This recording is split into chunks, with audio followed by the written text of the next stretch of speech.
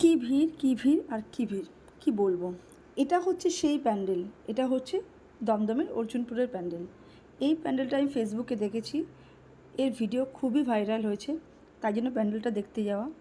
এই প্যান্ডেল আমি লাইনে দাঁড়িয়েছিলাম 9:30, এই প্যান্ডেল আমি দেখে বেরিয়েছি 11:30। মানে পুরো কন্টিনিউ আমি 2 ঘন্টা লাইনে, একটু এগাই তো আবার দাঁড়াই, একটু এগাই তো আবার দাঁড়াই।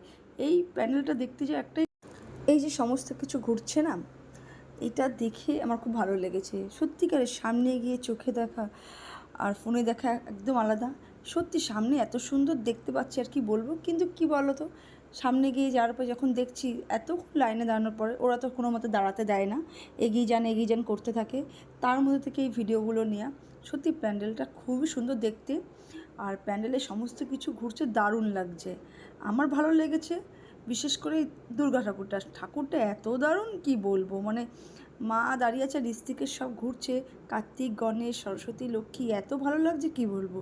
তোমরাও দেখে আসো একবার, দেখবে খুব ভালো লাগবে।